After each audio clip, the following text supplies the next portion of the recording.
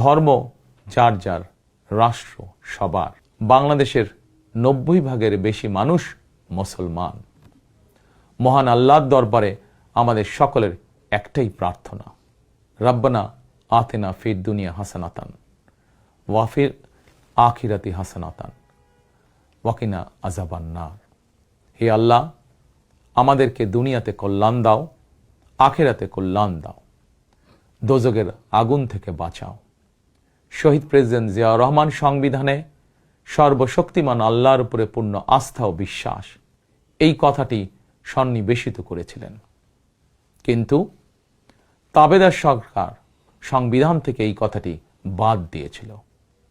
আল্লাহর রহমতে আগামী 12ই ফেব্রুয়ারি নির্বাচনে জনগণের রায় বিএনপি পুনরায় রাষ্ট্র পরিচালনার দায়িত্ব পেলে সর্বশক্তিমান আল্লাহর উপর পূর্ণ আস্থা ও বিশ্বাস, এই কথাটি সংবিধানে পুনরায় সন্নিবেশিত করা হবে ইনশাআল্লাহ।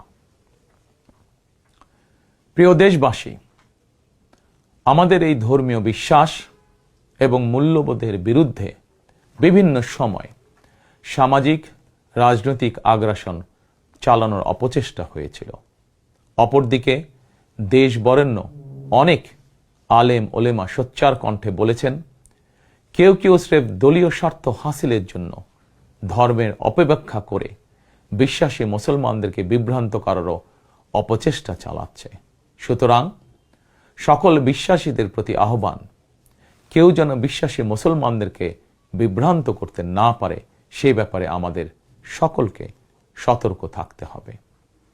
বিএনপি এমন একটি নিরাপদ বাংলাদেশ গড়তে চায় যেখানে মুসলমান, হিন্দু, বৌদ্ধ, খ্রিস্টান, বিশ্বাসী, অবিশ্বাসী কিংবা সংশয়বাদী, পাহাড়ে কিংবা সমতলে বসবাসকারী প্রতিটি নাগরিক নিরাপদ থাকবে। 1971 সালের স্বাধীনতা যুদ্ধ সময় কে কোন ধর্মের এটি কোনো জিজ্ঞাসা ছিল না। 2024 সালের স্বাধীনতা রক্ষার যুদ্ধেও কে কোন ধর্মের, কার কি ধর্মীয় পরিচয়, এটি কোনো জিজ্ঞাসা ছিল না।